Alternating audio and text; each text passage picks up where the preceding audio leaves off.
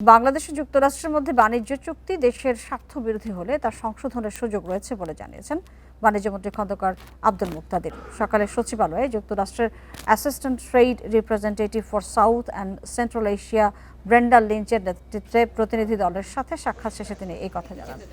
বাণিজ্যমন্ত্রী জানান, দেশের স্বার্থের অনুকূলে যায় এমন কাজই করবে সরকার। চুক্তির কোনো ধারা দেশের স্বার্থ বিরোধী হলে সেটা সংশোধনের বিধানও এই চুক্তির মধ্যেই রাখা হয়েছে। চুক্তি নিয়ে অকারণে আতঙ্কিত এবং দুশ্চিন্তাগ্রস্ত না হওয়ার আহ্বান জানান তিনি। বাণিজ্যমন্ত্রী বলেন, যুক্তরাষ্ট্র ৩০১ ধারার অধীনে বিভিন্ন দেশের ক্ষেত্রে বাণিজ্য তদন্ত শুরু করেছে। বাংলাদেশ এবং যুক্তরাষ্ট্রের বাণিজ্য চুক্তির শুরুতেই এমন তদন্ত না হলেই সেটিকে স্বাগত জানাতো বাংলাদেশ। এই বিষয়টি প্রতিনিধি দলকে জানানো হয়েছে বলেও জানান তিনি। চুক্তিটিকে দেশের অনুকূলে কাজে লাগানোই মূল লক্ষ্য বলেও জানিয়েছেন বাণিজ্যমন্ত্রী।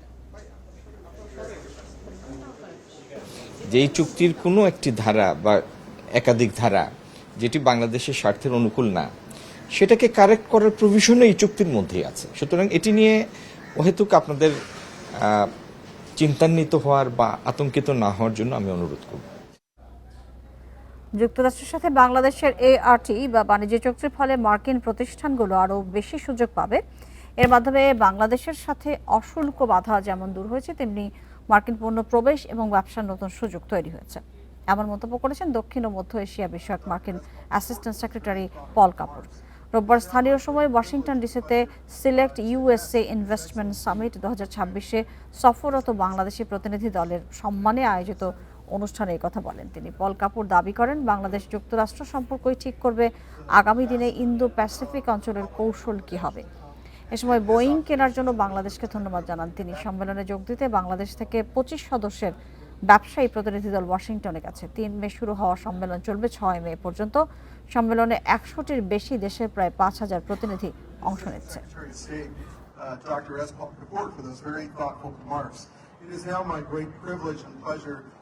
To ask His Excellency, good friend, U.S. Ambassador to Bangladesh, Brent Christensen, business delegations and representatives from Bangladesh. জুনে চীন ও ভারত সফর করতে পারেন প্রধানমন্ত্রী তারেক রহমান। জানিয়েছেন পররাষ্ট্রমন্ত্রী, সরকার গঠনের পর এটি হবে প্রধানমন্ত্রীর প্রথম বিদেশ সফর। ডক্টর খলিলুর রহমান জানান, চীন সফরে তিস্তা মহাপরিকল্পনা নিয়ে আলোচনা হবে। এ বিষয়ে প্রধানমন্ত্রীর অঙ্গীকার রয়েছে। দুপুরে আসন্ন চীন সফর নিয়ে রাষ্ট্রীয় অতিথি ভবন পদ্মায় এক ব্রিফিংয়ে এসব কথা জানান তিনি। পররাষ্ট্রমন্ত্রী বলেন, তিস্তা চুক্তি বাস্তবায়নে ভারত এগিয়ে আসবে বলে প্রত্যাশা করে সরকার। একই সাথে সমস্যা সমাধানে চীনের মহাপরিকল্পনা নিয়েও আলোচনা অব্যাহত রাখবে ঢাকা। চীনের পররাষ্ট্রমন্ত্রীর আমন্ত্রণে বেইজিং সফর করবেন বলে জানান তিনি। সফরে দুদেশের সম্পর্ক আরও জোরদার করার আলোচনা হবে। জুনে প্রধানমন্ত্রীর সম্ভাব্য চীন ও ভারত সফর নিয়ে কাজ চলছে বলেও জানান পররাষ্ট্রমন্ত্রী। যুক্তরাষ্ট্রের সঙ্গে বাণিজ্য চুক্তির বিষয়ে তিনি বলেন, শুধু বাংলাদেশ নয়, অনেক দেশই এমন চুক্তি করেছে। অন্য দেশের চেয়ে বাংলাদেশ এ বিষয়ে এগিয়ে আছে বলেও জানান তিনি। মন্ত্রী বলেন, ভারতের পশ্চিমবঙ্গে ক্ষমতার পালাবদলে সীমান্তে পুশিন হলে পাল্টা ব্যবস্থা নেবে ঢাকা।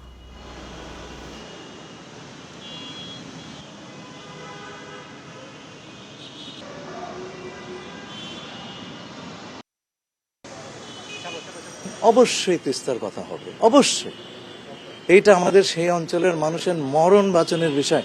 মাননীয় প্রধানমন্ত্রীর অঙ্গীকার সেই অঞ্চলের সমস্যার সুরাহা করার, এবং এটা আমাদের সরকারের অঙ্গীকার। এই অঙ্গীকার আমরা পূরণ করব এবং চীন সফরে এই বিষয়টা আমরা নিশ্চয়ই আলোচনা করব। এ নিয়ে বিস্তারিত আরও জানাতে রাজধানী ধানমন্ডি থেকে আমাদের সাথে যুক্ত হচ্ছেন ঢাকা বিশ্ববিদ্যালয়ের অধ্যাপক এবং পররাষ্ট্র সম্পর্ক বিশ্লেষক আমেনা মোহসেন। আমেনা মোহসেন, আপনাকে স্বাগত জানাচ্ছি আমাদের এই সংবাদে। যেটি আপনার কাছে আমার জানবার রয়েছে, পশ্চিমবঙ্গে বিজেপি সরকার ক্ষমতায় আসার পর বাংলাদেশের সাথে সম্পর্কে কি ধরনের প্রভাব পড়তে পারে বলে আপনি মনে করেন? ধন্যবাদ আপনাকে। দেখুন, এখানে একটা জিনিস আমাদেরকে মাথায় রাখতে হবে যে ঢাকা কিন্তু দিল্লির সাথে কথা বলে, কলকাতার সাথে কথা বলে না, এবং সেইটা একটা ব্যাপার আছে। কিন্তু হ্যাভিং সেড দ্যাট, এটাও আমাদেরকে খেয়াল রাখতে হবে যে বিজেপি কট্টর হিন্দুত্ববাদী দল, এবং তার এখানে আমরা দেখছি যে এখানে তাদের যে মুসলিমদেরকে নিয়ে যে বক্তব্যগুলো আসে সেগুলো খুবই দুঃখজনক। এবং এই ধরনের, যেহেতু আমাদের সাথে তিন দিকেই আমরা দেখছি যে একটা বড় বর্ডারে তাদের সাথে আছে, এবং তারা ঘুষপেশিয়া একটা শব্দ ব্যবহার করেছিল এই নির্বাচনের মধ্যে, যেখানে তারা বুঝাবার চেষ্টা করেছিল যে বহিরাগত এবং বিশেষ করে বাংলাদেশিদের কথা বলা হয়েছিল যে তারা ওখানে ঢুকে গেছে, তাদের কাজকর্ম নিয়ে নিচ্ছে, এরকম একটা সিচুয়েশন যেখানে এসআইআরটা করা হয়েছিল। সো এইটা ধরেন এখানে যদিও তারা একটা বড় সংখ্যক জনগোষ্ঠীকে যদি তারা বাংলাদেশি আখ্যায়িত করে তাদেরকে পুশব্যাক করার চেষ্টা করে, অবশ্যই সেটা আমাদের জন্য, আমাদের সাথে তাদের সম্পর্কের উপরে একটা নেতিবাচক প্রভাব পড়বে। এবং তারা যদি আহ ধর্মীয় উগ্রবাদ বা মুসলিমদেরকে নিয়েও যদি বিভিন্ন ধরনের উস্কানিমূলক কথা বলে, সেটাও আমাদের এখানে, যেহেতু বাংলাদেশ একটা মুসলিম প্রধান দেশ, সেখানেও এক ধরনের একটা নেতিবাচক প্রভাব পড়বে। এবং কিন্তু প্রসঙ্গে আমেনা মহসিন, একটু জানতে চাইছিলাম যে পররাষ্ট্রমন্ত্রী কিন্তু আজকে এই প্রসঙ্গে বলছেন যে যদি পুশিন হয়ে থাকে, আপনি যেটা বলছিলেন, তারা যদি পুশব্যাক করে পাল্টা ব্যবস্থা নেবে ঢাকা। আর এই নিয়ে দুদেশের মধ্যে কূটনৈতিক সম্পর্ক অবনতির কোনো আশঙ্কা নেই বলে তিনি বলছেন। আপনি কি সেটা মনে করছেন? দেখেন, যদি পুশ ইন হয় এবং পুশ ব্যাক হয় তাহলে তো একটা টেনশন হবেই।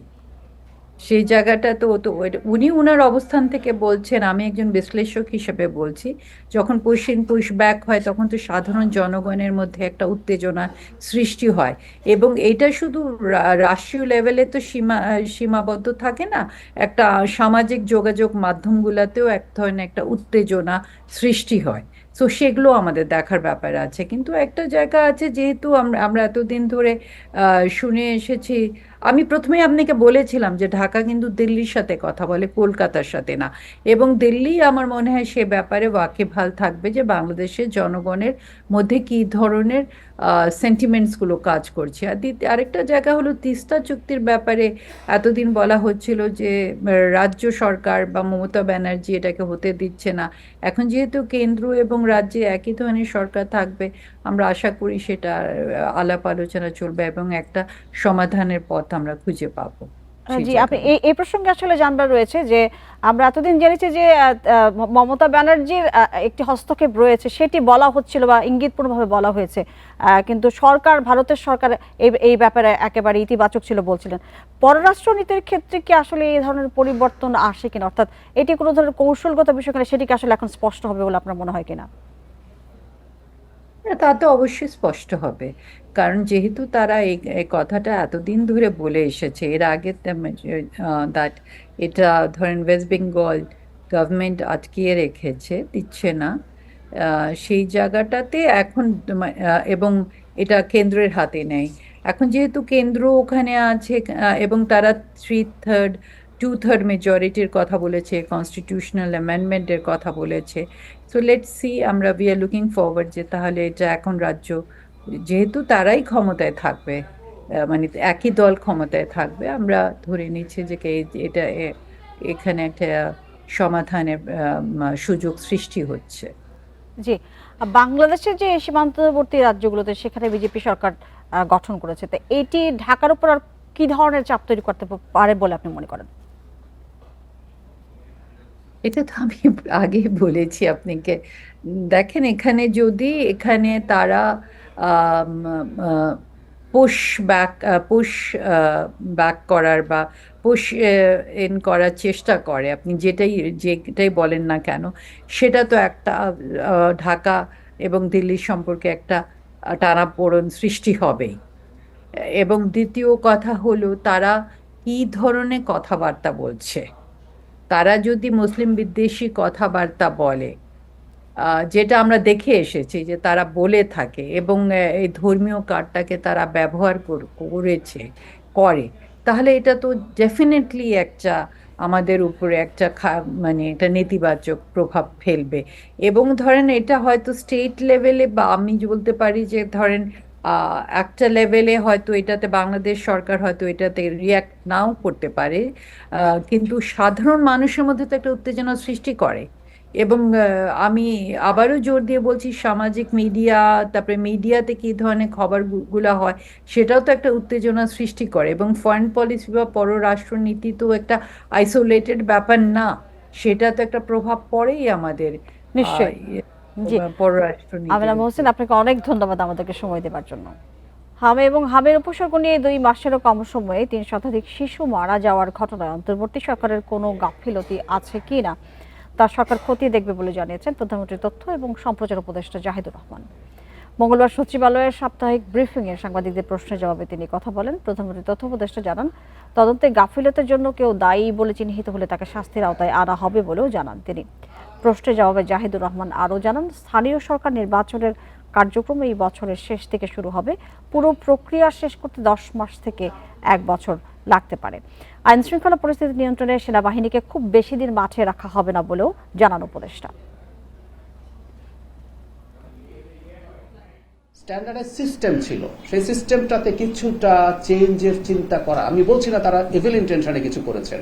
আমি ইন্টারিম সরকার শিশু মৃত্যু ঘটাতে চাই এরকম কোনো ব্যাড ইন্টেনশন তাদের ছিল বলে মনে হয় না, আমি মনে করি না। কিন্তু এটা নিয়ে আমাদের খতিয়ে দেখা দরকার আছে, সেই কাজটা আমি মন্ত্রণালয়ের কথা বলেছি, সেই কাজটাও হবে যে কেন আসলে এই ঘটনাটা ঘটলো। মুক্তিযোদ্ধা তালিকায় অসঙ্গতি রয়েছে, মুক্তিযোদ্ধাদের জন্য তৈরি করা বীর নিবাস নিয়েও দলীয়করণ হয়েছে এমন দাবি করে মুক্তিযুদ্ধ বিষয়ক প্রতিমন্ত্রী ইশরাক হোসেন বলেছেন, অনিয়ম এবং দুর্নীতিমুক্ত মুক্তিযোদ্ধাদের তালিকা করতে জেলা প্রশাসকদের সহায়তা দরকার। সকালে রাজধানীর ওসমানী স্মৃতি মিলনায়তনে জেলা প্রশাসক সম্মেলনের 3য় দিনের কার্যক্রমে তিনি এসব কথা বলেন। এর আগে প্রধানমন্ত্রীর প্রতিরক্ষা উপদেষ্টা ব্রিগেডিয়ার জেনারেল অবসর AKM শামসুল ইসলাম বলেন, দেশের কল্যাণে সশস্ত্র বাহিনী জনপ্রশাসনকে যে সহায়তা দিয়েছে তাতে সন্তুষ্ট জেলা প্রশাসকেরা সামরিক বাহিনীকে জনমুখী করতে দায়বদ্ধ সরকার। আগামীতে বেসামরিক প্রশাসনের সাথে সামরিক বাহিনী এক হয়ে কাজ করবে বলেও জানান তিনি। পরে তথ্য প্রযুক্তি মন্ত্রী জানান, সাইবার নিরাপত্তা নিশ্চিত করা সহ সরকারের মাঠ পর্যায়ে কার্যক্রম বাস্তবায়নে ডিসিদের নির্দেশ দেওয়া হয়েছে। মুক্তিযুদ্ধের তালিকা নিয়ে একটা বিষয় আছে, তারপরে এখানে যে বীর নিবাস নামে যে প্রজেক্টটি করা হয়েছে, ফ্যাসিবাদী আওয়ামী সরকারের সময় কি হয়েছে সেটা তো আপনারা সকলেই জানেন। এই অনিয়মগুলার আগামীতে আমরা সেগুলোর সুষ্ঠু তদন্ত করব। সশস্ত্র বাহিনী বিভাগ সেই সম্পর্কে আমাদের জেলা প্রশাসকদেরকে অবহিত করা হয়েছে এবং সাথে সাথে আমাদের সরকার যে দায়বদ্ধতার অবস্থান থেকে সশস্ত্র বাহিনীকে জনগণমুখী বাহিনীতে পরিণত করার জন্য জেলা প্রশাসকদের যে অবস্থান থাকার কথা সেই দিক নির্দেশনা আমি তাদেরকে দিয়েছি। হাওড় অঞ্চলে বৃষ্টি কিছুটা কমলেও এখনো পানির নিচে হাজার হাজার হেক্টর জমির বড় ফসল। শ্রমিক সংকটে আশানুরূপ ধান কাটা এবং মাড়াই করতে পারছেন না হাওড়ের কৃষক। এর মধ্যে রোদের দেখা পাওয়ায় পরিবার পরিজন নিয়ে ভেজা ধান শুকানোর আপ্রাণ চেষ্টা করছেন তারা। এদিকে সুনামগঞ্জে প্রাথমিকভাবে 400 ক্ষতিগ্রস্ত কৃষকের হাতে তুলে দেওয়া হয়েছে 3 মাস মেয়াদী সহায়তা। কখনো রোদ কখনো বৃষ্টি, আবহাওয়ার এমন পরিস্থিতির মধ্যে চলছে হাওরের ধান কাটা মাড়াই। কিশোরগঞ্জে উজানের ঢলে নতুন করে আরও 2500 হেক্টর বোরো ধানের জমি তলিয়ে গেছে। এ নিয়ে জেলার 8 উপজেলার হাওড় অঞ্চলে মোট 12,522 হেক্টর জমির ধান এখন পানির নিচে। সবচেয়ে বেশি ডুবেছে ইটনা ও অষ্টগ্রাম উপজেলার হাওড়ে। পানি তো অনেক বাড়তেছে, দিনে আবহাওয়া ভালো না, এখন একটু রোদ উঠছে, কিছুক্ষণ পরে আবার এটা থাকবে না, বৃষ্টি চলে আসবে। সবারই একই অবস্থা, পানি যেহেতু একবার আয় পড়ছে সবারই একই অবস্থা। আমি মনে করি প্রায় 5-7 বছর ধানকারীরা। এদিকে শ্রমিক সংকটে হবিগঞ্জে কৃষকরা রোদ পেয়েও কাজের গতি বাড়াতে পারছেন না। একই অবস্থা মৌলভীবাজারেও। এর মধ্যে যতটা পারা যায় ভেজা ধান শুকনো আর তলিয়ে যাওয়া ধান কাটার চেষ্টা চলছে। 2 জেলায় অন্তত 16,000 হেক্টর জমির ধান সম্পূর্ণ নষ্ট হয়ে গেছে। কিছু রোদ দেখা যাচ্ছে, এই রোদ্রে আমরা কিছু ধান ফেলেছি, হয়তো আমরা বেশি যদি হয় যে 15 দিনের ধান আমরা তুলতে পারবো না। কৃষকেরা আমরা নিজে ধান সাঁতার দিয়ে নৌকা দিয়ে কাইটা এই মাঠে ফেরানা ধান উঠাইছি। যারা প্রকৃত কৃষক এবং যারা ক্ষতি হয়েছে তাদের তালিকাটা মানে খুব সুন্দরভাবে যেন তারা করে, প্রকৃত চাষিরা যারা ক্ষতিগ্রস্ত হয়েছে তারাই যেন পায়, সে বিষয়ে আমরা খুবই সচেষ্ট আছি। সুনামগঞ্জে ক্ষতিগ্রস্ত 26,479 জন কৃষকের তালিকা হলেও এ সংখ্যা আরও বাড়বে বলে জানিয়েছে জেলা প্রশাসন। এর মধ্যে ক্ষতিগ্রস্তদের সহায়তা দেওয়া শুরু করেছে সরকার। এদিকে নদীর পানি নামতে শুরু করায় আশায় বুক বাঁধছেন নেত্রকোনার কৃষক। তবে 10 উপজেলার মাঠে এখনও পড়ে আছে প্রায় 70% ধান। এর মধ্যে শুধু হাওড়েই ধান কাটা বাকি রয়েছে 7,500 হেক্টরের বেশি। রেশমি নন্দী, ইন্ডিপেন্ডেন্ট নিউজ। চলতি মাসে সৌদি আরব ও সংযুক্ত আরব আমিরাত থেকে 3 ধাপে 3 লাখ টন অপরিশোধিত জ্বালানি তেল অর্থাৎ ক্রুড অয়েল দেশে আসছে। গত এপ্রিল মাসে দেশের রেকর্ড পরিমাণ 6,05,227 টন জ্বালানি তেল আমদানি করা হয়েছে। বাংলাদেশ শিপিং কর্পোরেশন বিএসসি সূত্রে জানা গেছে, সৌদি আরবের ইয়ানমু বন্দর থেকে 1 lakh ton Arabian light crude নিয়ে ট্যাঙ্কার এমটি নিনেমিয়া গত 21 এপ্রিল বাংলাদেশের উদ্দেশ্যে যাত্রা করেছে। সব ঠিক থাকলে আগামীকাল জাহাজটি চট্টগ্রাম বন্দরে পৌঁছবে। ফলে দীর্ঘ 3 সপ্তাহ পর আগামী সপ্তাহে আবার উৎপাদনে ফিরছে দেশের একমাত্র রাষ্ট্রীয় তেল শোধনাগার eastern refinery PLC ERL. Bangladesh petroleum corporation BPC এবং বিএসসি এর যৌথ তৎপরতায় দেশের জ্বালানি খাতের সংকট এখন কাটার পথে। চলতি বছরে চট্টগ্রাম বন্দর দিয়ে গাড়ি আমদানি এবং খালাস কমেছে প্রায় 44%। গত বছরের মার্চের রেকর্ড গাড়ি খালাসের পর সর্বনিম্ন খালাস হয়েছে এবারের মার্চে। বিশ্ব অর্থনীতির নেতিবাচক অবস্থা, জ্বালানি সংকট আর ডলারের উচ্চ মূল্যে এমন পরিস্থিতিতে বড় ধরনের লোকসানে ব্যবসায়ীরা। চট্টগ্রাম বন্দরের তথ্য মতে গত বছর 31টি জাহাজে 14,164টি গাড়ি আমদানি হয়। সেই বছর মার্চে বন্দর থেকে রেকর্ড 1,959টি গাড়ি খালাস করে আমদানিকারকরা। প্রথম 3 মাসে এই সংখ্যা ছিল 3,854। তবে চলতি বছরের মার্চে গাড়ি খালাস হয়েছে মাত্র 497টি। বাজেটের আগে গাড়ি আমদানি ও খালাসে চাপ থাকে বন্দরে, তবে এবার আমদানি কমে যাওয়ায় চাপ কমেছে খালাসেও। জুলাই থেকে মার্চ পর্যন্ত অন অ্যান অ্যাভারেজ 950 মতো গাড়ি আমদানি হয়েছে প্রত্যেক মাসে। তবে মার্চে এসে এটা ড্রপ ডাউন করেছে। বৈশ্বিক সংকট, অর্থনীতির উপরে কোনো চাপ পড়ে, মানুষ স্বাভাবিকভাবে টাকাটা ধরে রাখতে চায়। গাড়ি আমদানিতে 800 থেকে 850% পর্যন্ত শুল্ক দেন ব্যবসায়ীরা। বছরের শুরুতে আশাব্যঞ্জক হলেও ফেব্রুয়ারিতে মধ্যপ্রাচ্য যুদ্ধের পর জ্বালানি অনিশ্চয়তা, ডলার সংকট সহ নানা কারণে কমেছে গাড়ির চাহিদা। ব্যবসা বাণিজ্য আমরা ভালো নাই এই মুহূর্তে। ব্যবসায়ীরা কেন ভালো নাই? ডলারের ক্রাইসিস, ব্যাংকেরও আর্থিক খাতগুলোর অবস্থা খুব একটা ভালো না, এলসির পজিশন ভালো না, পেমেন্ট করতে গিয়ে আমরা ঝামেলায় পড়তেছি। অনেক টাকা পয়সা বাজারে কিন্তু খুব একটা নাই, ক্যাশ টাকার ফ্লো যেটা বলে, সেটা না থাকার কারণে আমাদের বেচা কিনে একদম কম। আসন্ন বাজেটে রিকন্ডিশন গাড়ি আমদানিতে সময়সীমা বৃদ্ধি, শুল্ক কমানো সহ বেশ কিছু প্রস্তাবনা দিয়েছে ব্যবসায়ীরা। অনুপম শীল, ইন্ডিপেন্ডেন্ট নিউজ, চট্টগ্রাম। এই ছিল বিরোধীর সংবাদ দুপুরে। আরো বিস্তারিত জানতে চোখ রাখুন ফেসবুক, ইউটিউব এবং এক্সে। ধন্যবাদ।